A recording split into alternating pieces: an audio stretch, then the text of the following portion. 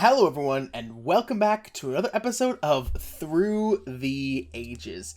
And today, we are going to be doing a world tour. Now, to start off this world tour, I thought I'd give a look at the Hollow Mountain, one of our biggest and most ambitious builds we've ever done. Now, the Hollow Mountain has gone through a lot of changes, being originally just a shell, then the paths and the trees being added in. This trail is one of the many trails that are on this mountain. There's a lot of little flair that I decided to put into this build.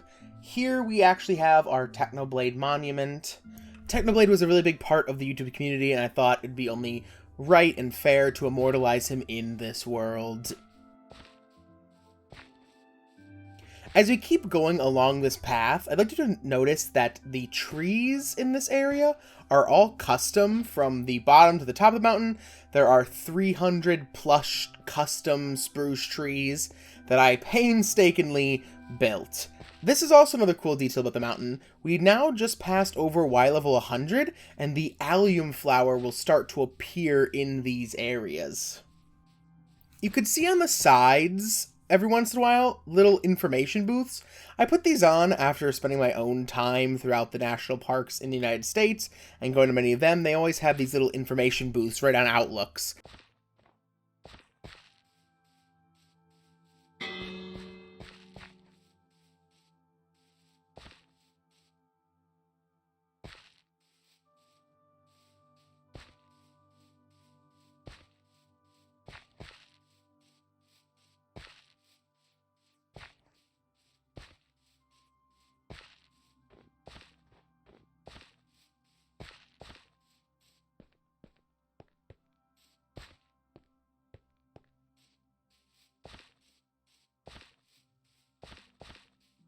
I think some of the coolest things about this build are the views that it just creates.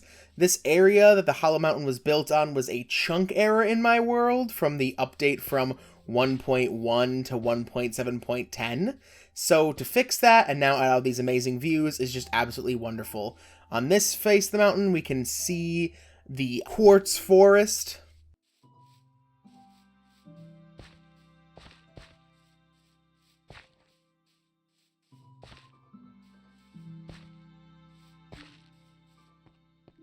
And here we have this cliff overhang with the mountain that I decided to add in. This originally was a desert biome that we entirely removed all the sand and sandstone from, and all that was left was this big empty space, so we put a lake in.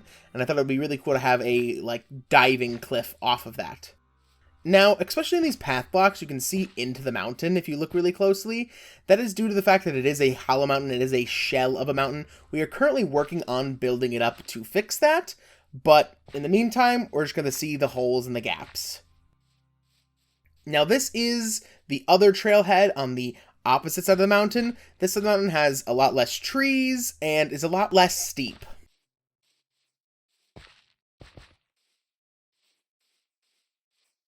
Over here, we also have a little bit of a campsite on this side of the mountain. That'll be fun to add a few little tents and campsites if anyone wants to stay in this area. It's a very beautiful area at night.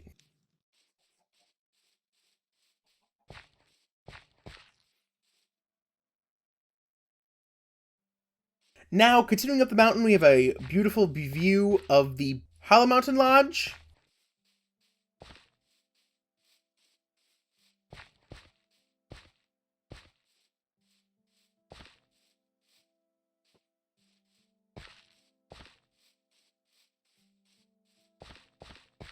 To give a little history about the world itself, for those of you who don't know, the Through the Ages series is one that is a little bit different than most other Minecraft series. The main difference is that we started in version 1.1 over 3 years ago, and we have slowly worked our way up through the versions of Minecraft. We are currently in 1.18 right now, and that has taken us 3 years to get there.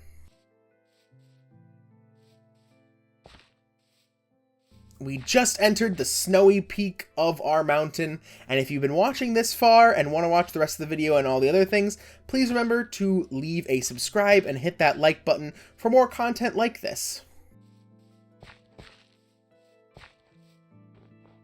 And that was the end of the trailhead.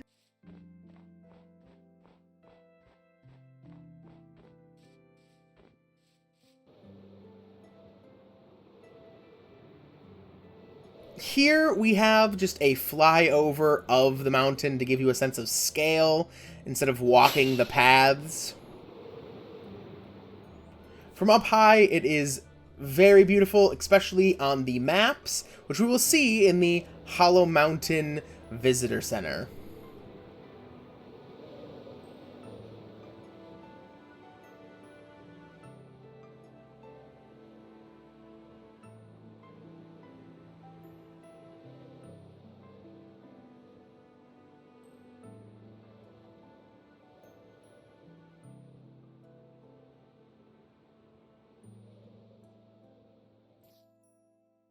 And this is the Hollow Mountain Visitor Center.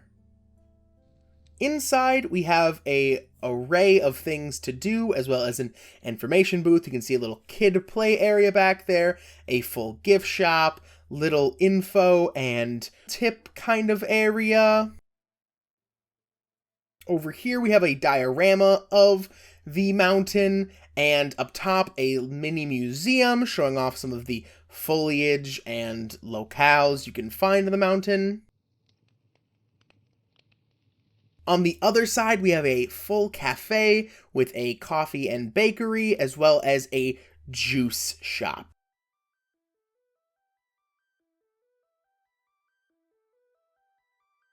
Here we have the Hollow Mountain Cabins. These are a bunch of cabins that you can stay in the park grounds. This is what they look like on the inside. I thought it was just a cool little campsite area, more towards the city side of the mountain that you could stay at. These park benches, too, are custom designed by me. I really love how they turned out, and I think it is a just wonderful little area. And now we will go to the Hollow Mountain Bar and Grill. This is one of our more recent builds, and I am very proud of it. It has a nice grass roof, and walking into the build, it is a nice interior dining area, as well as a kitchen with a stove that I am very proud of. Most of all of the Hollow Mountain is also built in version 1.16.5. I will be going over some of the history of some of these builds. Here we have the Hollow Mountain Lodge, one of my favorite builds on the entire world. This lodge was built in 1.16.5, and entering through the doors, we have one of the coolest little builds, and a bell, of a moose head over a real burning fireplace. Here you can stop and get your keys for your room, and over here you can have a little area to make breakfast in the morning when you wake up. It is a lodge after all. Now, each room is individual in its design. Here we have one that's more of a one bedroom, but a lot of lounge area. And on the other side, we have like an artist, getaway. Upstairs, you can see this is the side that has the working bell that's on a real clock. And one of the larger 2-bedroom rooms with a lot of wardrobe if you're going skiing or whatnot. I love the iconic blue roof of this building, and on the other side we have a nice pool table as well, a lot of activities in this area. And then finally, my favorite room is the art room. Just a bunch of paintings everywhere in a 2-bedroom. Absolutely beautiful, and of course with the balcony that looks over the fireplace. Now let's move on to the quartz forest. This build is one of our larger ones that we've done. It is entirely a forest made of quartz blocks. Each tree is made of quartz blocks and then has end rod branches.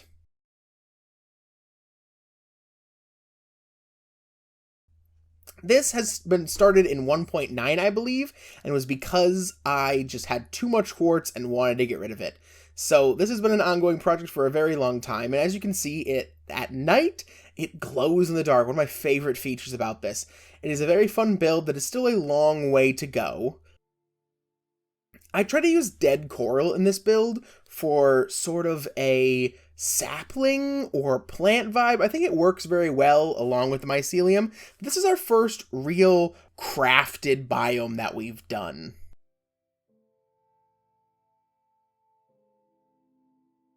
Heading up top, I want to mention that each tree is individually unique. I try not to stick to any pattern, and because of leaving and coming back so many times to this build, the trees sort of change over time. And of course, you can see the large tree that we have over there. That is the tree of donators and subscribers.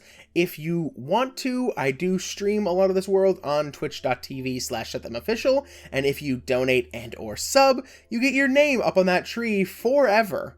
It never comes down. I'm never going to remove it. Coming up the side of this path, this area was built over the original land that was here. I did very little terraforming of the ground other than hoeing all the dirt so it would die and be able to become mycelium. And this is the view from the top, absolutely beautiful in day and especially at night.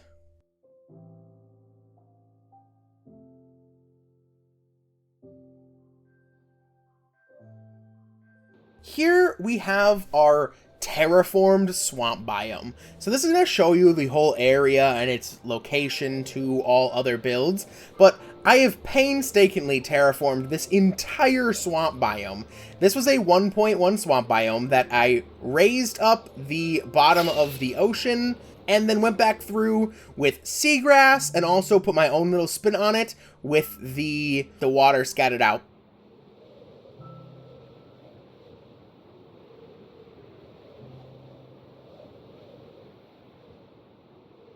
This build still isn't done because I've been waiting for the 1.19 update and the mangroves to fully complete the feel and vibe of this, but you can tell that we live in a swamp because most of our builds will be covered with small amounts of vines, one of the many pitfalls of living in a swamp.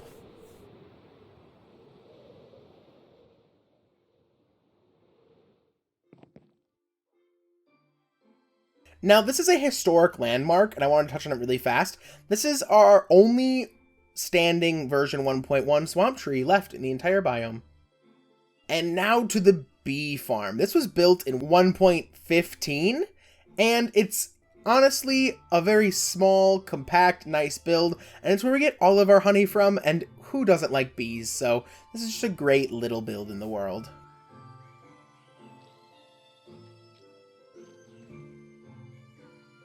Builds like these really bring character into a Minecraft world and flesh it out.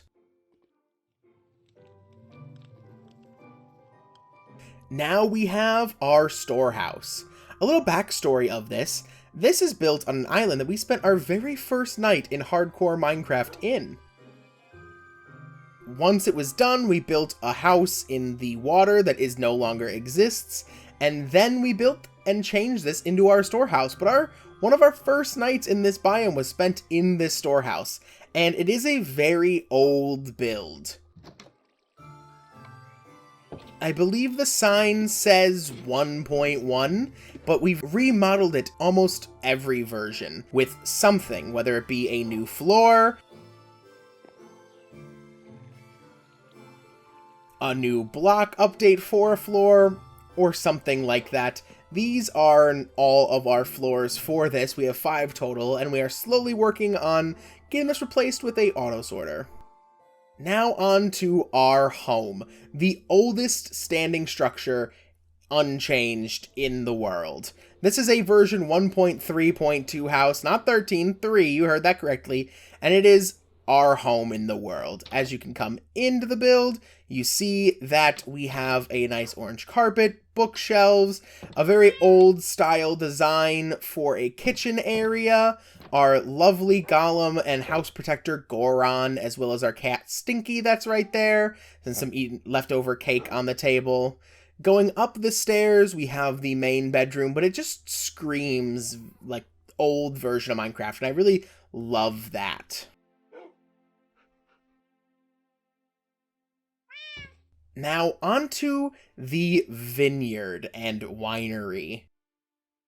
This is one of our first builds that we did for the Through the Ages series, and it is one of my favorites because it got us out of our builder's block. This actually is a fairly new piano that we designed, and I love the design for it, but this is where we store all of our potions and do all of our brewing. I think it is in need of an update because it's been through a couple creeper explosions, new blocks exist, so we may touch upon this soon. But coming to the upstairs, we have a nice dining area, and you can see our use of end rods and slabs for lights, where it's funny because the light actually comes from the end rod, and then our distillery over here. Very nice. Now to the vineyard, which is fairly new, updated as well. We added in a bunch of the berry bushes to make it look a little bit more like a vineyard, and I love the way it looks. I wish they could grow too high, but you take what you can get. Now onto the sawmill. This was a 1.7.10 build, and it was meant to be that the desert city that you'll see later in the video was supposed to have a sister city on the other side of our biome, where it was a, normal oak city, normal village, but that didn't really pan out, so this is the only build we've ever done for that, and it's kind of just iconic now. A little crane to grab all the wood. Over here we have the skateboard memorial farm. This is a fairly simple farm build, which right now we are breeding sheep in. It is called the Skateboard Memorial Farm from our lost pet and first ever horse, Skateboard.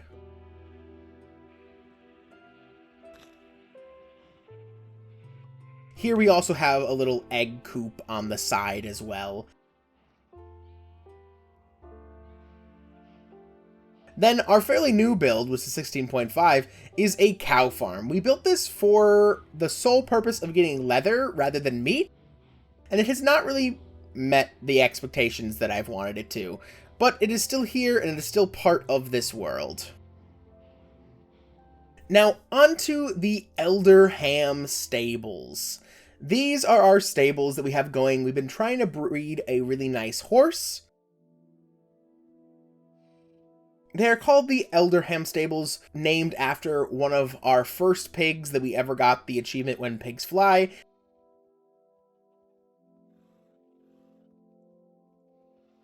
They sadly have passed, but this is the testing area with a redstone contraption that times the horse's speed.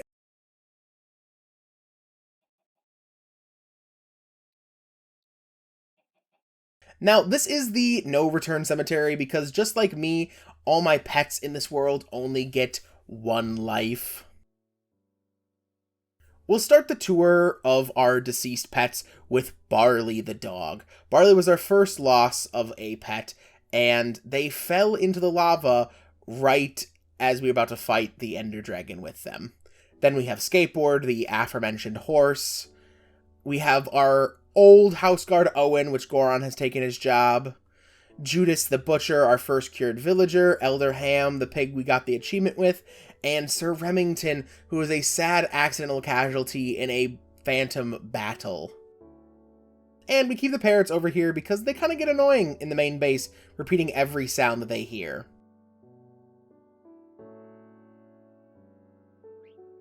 Now onto the crypts. These were originally built to house a mob farm because we had a skeleton and zombie spawner in fairly close vicinities, but it has been since made obsolete due to our end farm that we farm Enderman with. But it's still a cool little build with catacombs underneath it.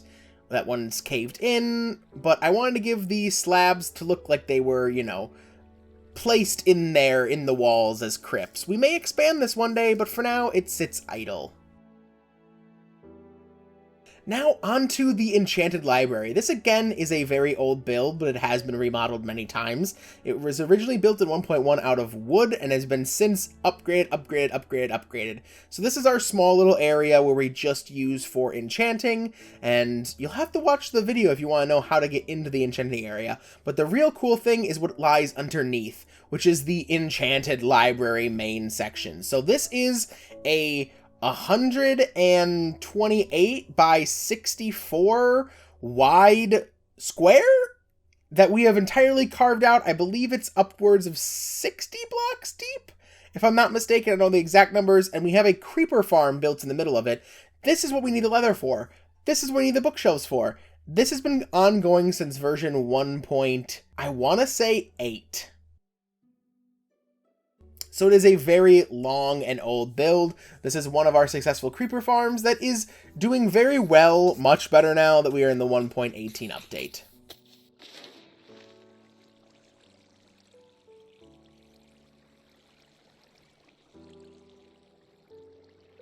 Now onto the museum.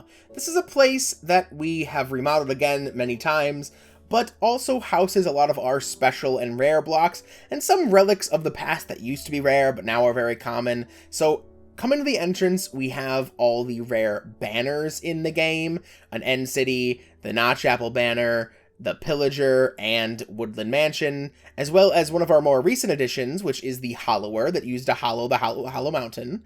Then we have the Refurbisher, which was used to refurbish the End Fortress. Then we have some rare fish, music disc, and shulker. And just a barrage of items that we keep and hold near to us, as well as some of our first Minecraft maps.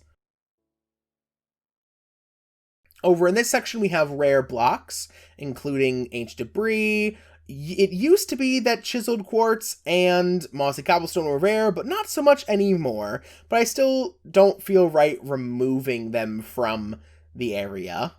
Then, of course, we have the Ender Dragon egg, and we have some cursed blocks. These are blocks that have special properties or somehow came to be strangely. You'll have to watch more of the series to know about those, but this is our Hall of Armor, which we are still missing the netherite armor, have not got around to making that, even though we have more than enough to do so. And some of our mob heads that we got from charged creepers in the world, as well as our dragon head with a date on when we actually got it. Now, heading down the stairs, we enter the map room. Now, this is a very, again, large project. This is a 100 by 100 carved out room that we decided to use for our maps, and the goal is to fill every single block 100 unupgraded maps in this world, and we haven't even got close to that, clearly, but we are slowly working on it. It's going to be very cool when it is finished, and I can't wait for that day.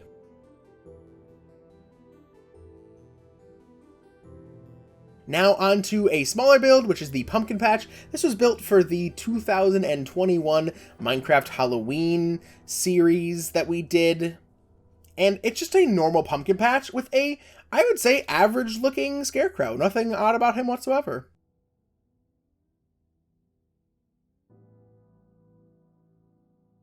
And now on to the Natural History Museum, which is a little bit different than the museum that we've seen already.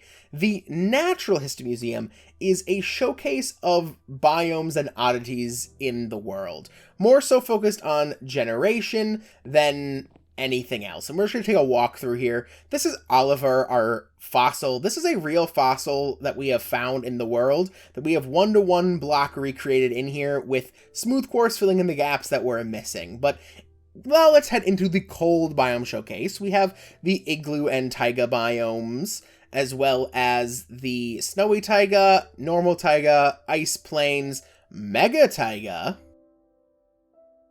and the old mountains. I actually think we're going to add a new wing right here out of this for the new mountain types. But we have the ice spikes biome. Over here we have the frozen river. Behind us, we will have the cold taiga. And at the end of the areas, we have a little showcase of blocks that you can find in these areas. They honestly do need an update, though. Now on to the temperate biomes. As you can see, we have the plains, sunflower plains, birch forests, normal forests, the swamp biome. Over here we have the collection of every flower in the game, as well as some trees and mushrooms that grow in here. We have a river biome, and a covered forest biome. Now onto the hot climate biomes, some of my favorite showcases in this whole museum. We have the desert and Badlands, as well as a Badlands mine shaft and a desert temple. And the mine shaft actually leads into the savanna, which I think is a beautiful touch to it. Then here is the jungle biome with a accurate jungle temple. These all are to scale as well. I try not to do any liberties in these at all. And then finally the savanna and the block showcase.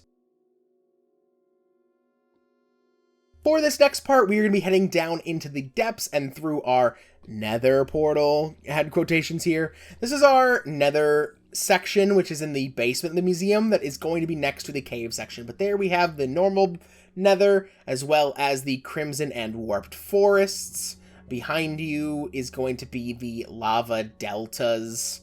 Not a very interesting biome.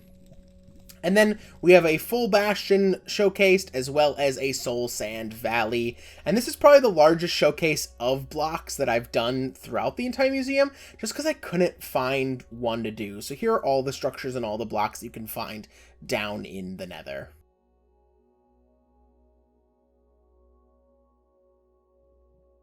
Now to the ocean wing.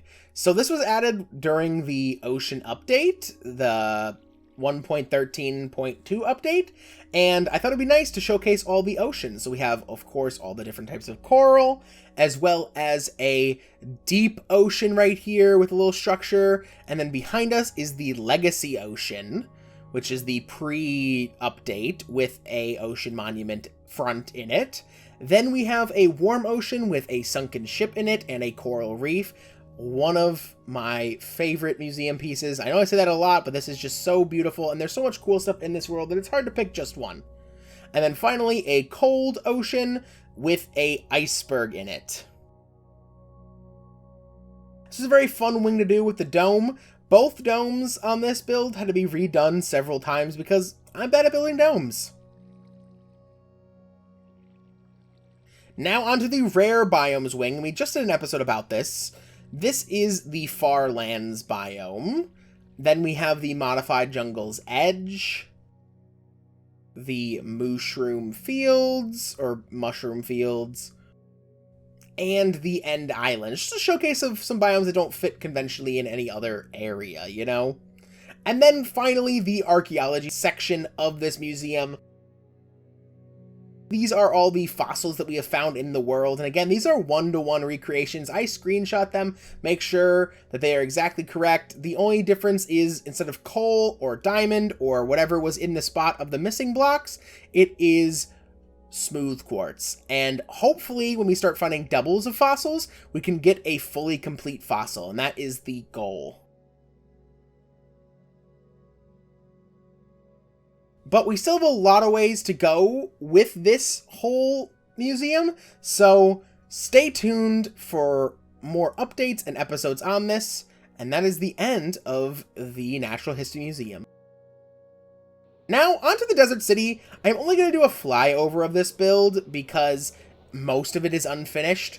This is just the structure of the area, as well as the housing situation for all the villagers is done. I do have a lot of big plans for this whole area, but as you can see, buildings will have signs that they're already marked for what they're going to be. I just need to put the time and effort into actually building the interiors. But for right now, it is an entirely exterior build, except for the Colosseum. The Colosseum was the first thing that actually was built here in this desert, and the city came up around it. See, it is a very old build, being 1.3.7, and it was built to fight the Wither. We still have some damage you can see right there from our last Wither fight in 1.4.7? Now, a small build, but we actually did not find a bamboo forest for the longest time, so we ended up making this little pond area and actually fishing up bamboo. So all this bamboo in this area came from a single bamboo that was fished up. And now onto the mines. This is our redstone elevator. This is one of our actually very cool redstone projects that we have built, and you can see coming in here that it is a fully working elevator. So you hit this button and down you go. Going all the way to the bottom, we then are in the mines. The mines hold several cool things, such as the auto smelter. This is a smelter that will do everything for you except give you XP. So it has a minecart system that pulls from these barrels and distributes it all over to every single furnace. Then we have some other cool things like the bedrock bar and bedrock library. And finally, the nether hub. One of our largest nether builds, and one of our only nether builds, took a lot of time because of the amount of glass, crying obsidian, and just sole amount of blocks that it took, but I'm so glad it's done, and all of our highways will connect here when we decide to build them. But as you can see, it's a very taxing, resource-heavy build, but turned out fantastic, and we still have a lot of progress to go on where it is heading. There was actually only a couple more builds in the nether total that we have to cover. And we have a wonderful hallway leading to our blaze farm. So this is our blaze farm. It's just a nice way to get blaze rods because those end rods for the quartz forest do not grow on trees. Despite what I build that would prove otherwise.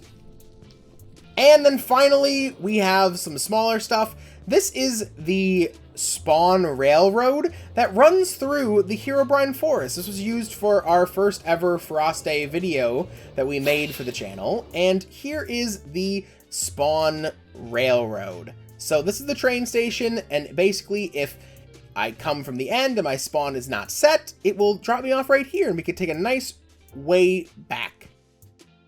And then finally, to end the video, we have Viewer Village. This is something that I only do on streams, and I'm only going to cover it here probably once or twice, not a lot. But this is a village that you, the viewer, can have your own place in my Minecraft world. So you can buy a house, upgrade it on stream, win prizes, win furniture, community prizes, and all of our actual real world goals that we set for ourselves will be realized in this village. So if we hit a certain subscriber goal on Twitch, it will update part of the area and we'll build more things for it. But if you want to be part of this, please come check out my streams. And to kind of end this video and end this world tour, I'd like to just say thank you for watching. It's been a wonderful ride this past year since the last time we did this, and I just want to thank you guys so much. So I hope you all have a great day. Thanks so much for watching, and I will see you all in the next one. Peace out, gamers.